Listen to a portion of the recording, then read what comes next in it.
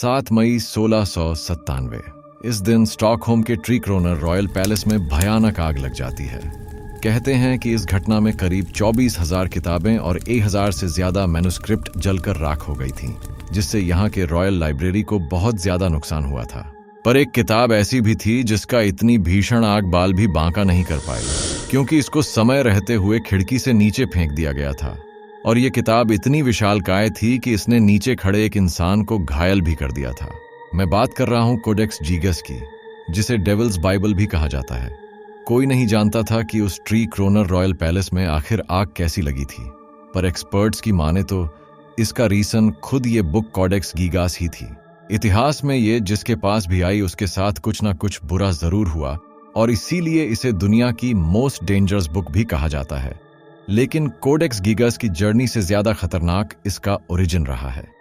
हमारी कहानी शुरू होती है अर्ली 13th सेंचुरी के किंगडम ऑफ बोहेमिया में, जहां पोर्टलाजाइस नाम की एक जगह पर एक बेनेडिक्टाइन मोनास्ट्री हुआ करती थी।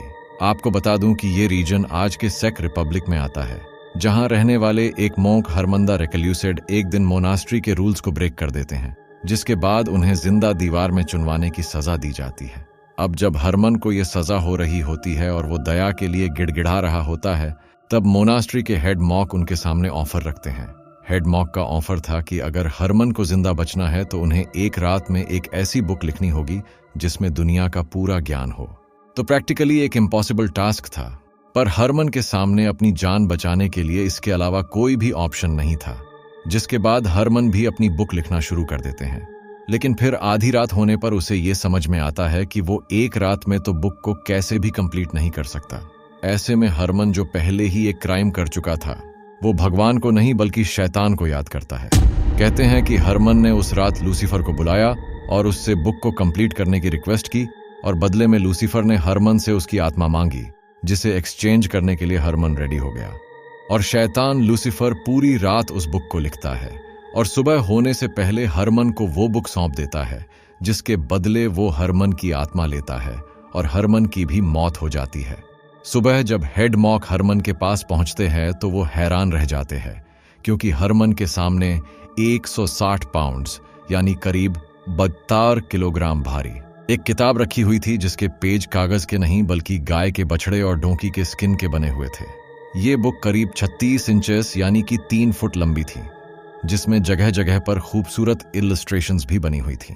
अब इस बुक के अंदर क्या क्या मिस्ट्रीज छिपी हुई थी, ये जानने से पहले जरा इसकी जर्नी पर नजर डालते हैं, जो कि अपने आप में काफी दिलचस्प रही है।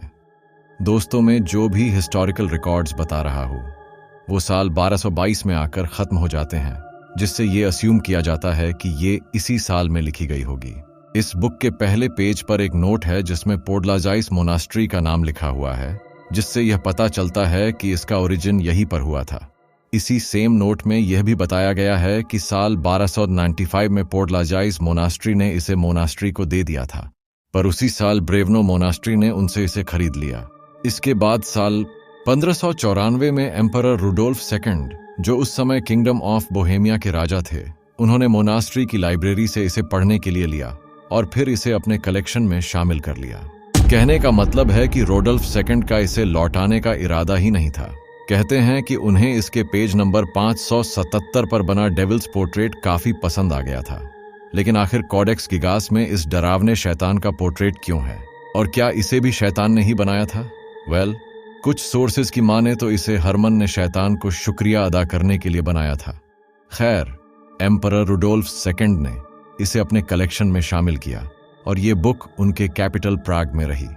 कहते हैं कि रुडोल्फ सेकंड कोडेक्स गीगास के शिकार हुए थे, जिसके कारण साल 1612 में उनके छोटे भाई के द्वारा उन्हें सत्ता से बेदखल कर दिया जाता है और फिर उनकी मौत भी हो जाती है। हालांकि ये रुडोल्फ सेकंड की मौत के बाद भी कुछ साल और प्राग में ही रहती है, लेकिन फिर 1618 से 1648 के बीच यूरोप में 30 साल वॉर होते हैं, जिसके अंत में स्वीडन के आर्मी इसे लूटकर अपने देश में ले आती है। 1639 में से स्टॉकहोम की रॉयल स्वीडिश लाइब्रेरी में रख दिया जाता है, जो कि क्वीन क्रिस्टीना का पर्सनल कलेक्शन था। लेकिन क्वीन क्रिस्टीना भी इसके स्ट्रैप का सामना करती है और 1654 में उन्हें भी सिंहासन से हटा दिया जाता है, जिसके बाद वो रोम चली जाती है। कहते हैं कि वो अपने साथ अपने बुक्स और मैन्युस्क्रिप्ट का पूरा कलेक्शन लेकर गई थी, लेकिन कोडेक्स गिगास को वहीं पर छोड़कर चली गई थी। जिसके बाद साल 1697 में वो इंसिडेंट होता है जिसका जिक्र मैंने वीडियो की शुरुआत में ही किया था।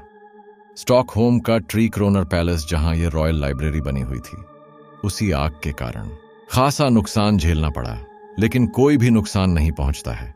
साल 1768 के अंदर स्टॉकहोम में एक नया रॉयल पैलेस बनाया गया और के साथ पूरी लाइब्रेरी को वहां पर ट्रांसफर कर दिया गया।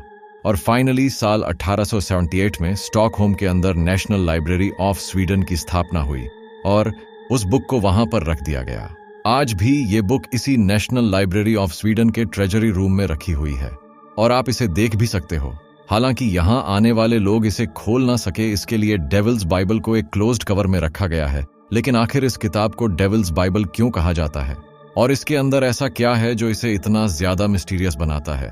वेल, देखो, कोडेक्स गिगास को डेविल्स बाइबल इसीलिए कहा जाता है क्योंकि इसमें लैटिन लैंग्वेज की पूरी बाइबल लिखी हुई है।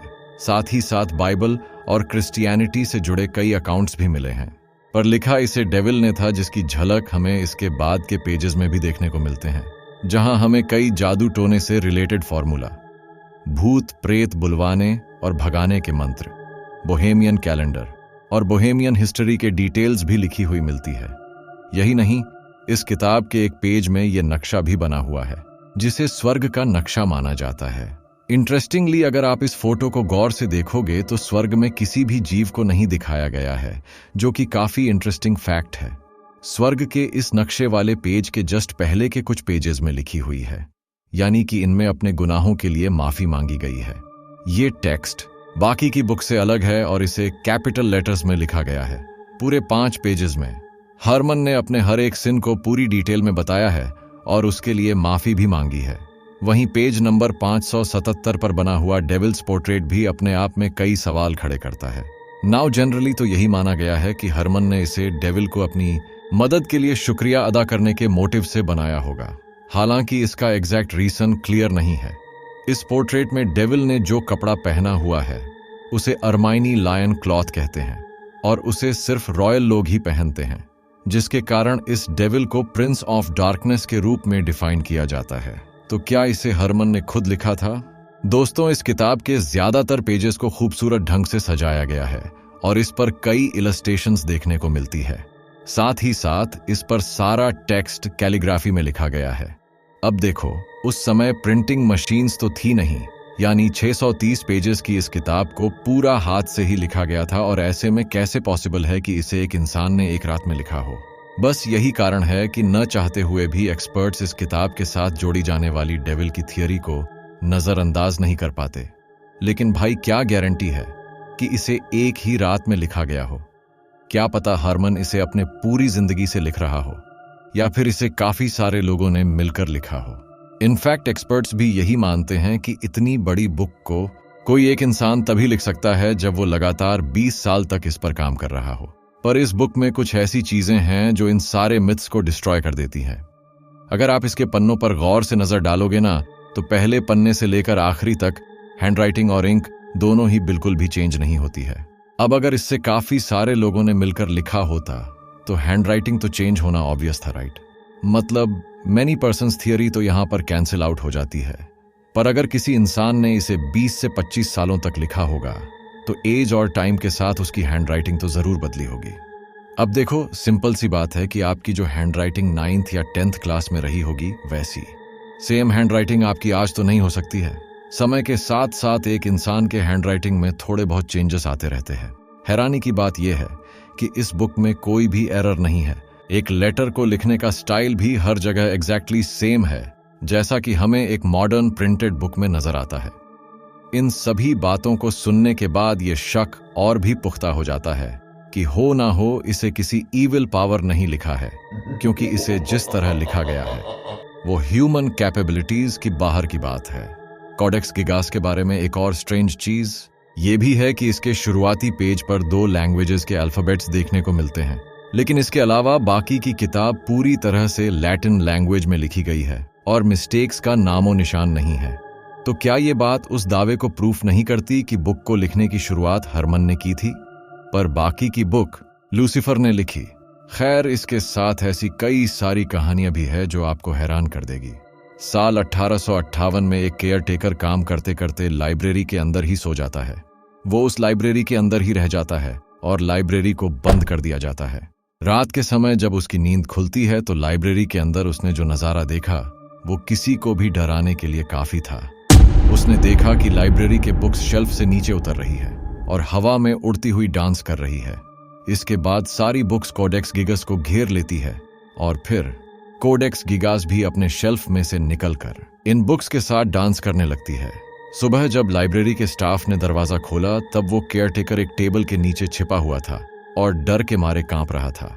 उस दिन के बाद से उस केयरटेकर की मेंटल हेल्थ बिगड़ गई और उसे पागल खाने में एडमिट कराया गया। वैसे क्या आप जानते हैं कि आज हम कोडेक्स गिगास को देखते हैं तो वो अपने ओरिजिनल फॉर्म में नहीं है, बल्कि इसके 10 पेजेस मिसिंग हैं। लेकिन आखिर ये गए कहाँ? कुछ लोग मानते हैं कि इन 10 पेजेस में कोई ना कोई गलती होगी जिसके कारण इसे बुक से अलग कर दिया गया था। कुछ लोग मानते हैं कि इन मिसिंग पेजेस को इसीलिए अलग किया गया क्योंकि इसमें शैतान को बुलवाने की प्रेयर्स लिखी हुई थी। बहुत से स्कॉलर्स ये भी मानते हैं कि मिसिंग पेजेस में बोहेमिया की बेनेडिक्टाइन मोनास्ट्री के रूल्स लिखे हुए थे। हालांकि इस बुक के पेजेस के साइज को देखते हुए नहीं लगता कि इतने सारे पेजेस सिर्फ मोनास्ट्री के रूल्स से भर सकते हैं। वहीं कुछ कॉन्स्पिरेसी थेरिस्ट्स ऐसा भी कहते हैं कि साल 1697 में जब इस बुक को आग से बचाने के लिए खिड़की से नीचे फेंका गया था तब इसके कुछ पेजेस अलग हो गए होंगे। और कुछ मीडिया आउटलेट्स ये भी दावा करती है कि शायद इन मिसिंग पेजेस में दुनिया के अंत के बारे में लिखा होगा। अब देखो, क्योंकि वो मिसिंग पेजेस आज हमारे पास नहीं है तो उनमें मौजूद इंफॉर्मेशन का अंदाजा नहीं लगाया जा सकता। पर स्ट्रेंज बात तो ये है कि अर्ली 13th सेंचुरी से लेकर अभी तक इतने सालों में कोडेक्स गिगस ने अपने कई ऑनर्स बदले पर किसी ने भी इसे कॉपी करने की कोशिश नहीं की। हालांकि देखो, आज आप चाहो तो इसे देख सकते हो। नेशनल लाइब्रेरी ऑफ स्वीडन में इसे देख सकते हो और इंटरनेट पर आपको इसकी स्कैन्ड PDF भी आसानी से मिल जाएगी, जिसको आप चाहो तो पढ़ भी सकते हो और उसकी मिस्ट्रीज को जान भी सकते हो। बस शर्त यह है कि आपको लैटिन लैंग्वेज का ज्ञान होना चाहिए। वैसे आपको क्या लगता है, क्या कोडेक्स गिगास को सच में डेविल ने लिखा होगा या फिर इसके ओरिजिन के पीछे कोई इससे भी ज्यादा मिस्टीरियस कहानी छिपी है? नीचे कमेंट सेक्शन में अपनी राय जरूर लिखकर बताना। और दोस्तों, क्या आपने इससे पहले कोडेक्स गिगस के बारे में कभी सुना था? कमेंट सेक्शन में लिखकर जरूर बताना। अगर वीडियो पसंद आया तो इस वीडियो को लाइक करने के साथ साथ अपने दोस्तों के साथ जरूर शेयर करना। अगर आप इस चैनल पे नए हो तो चैनल को सब्सक्राइब करने के साथ साथ नोटिफिकेशन को भी क्लिक कर देना। और अगली वीडियो किस टॉपिक पर बनाऊं ये भी बताना। तो चलिए, मिलता हूं आपको नेक्स्ट एपिसोड के साथ। तब तक के लिए अपना और अपनी फैमिली का ध्यान रखना। बाय। जय हिंद।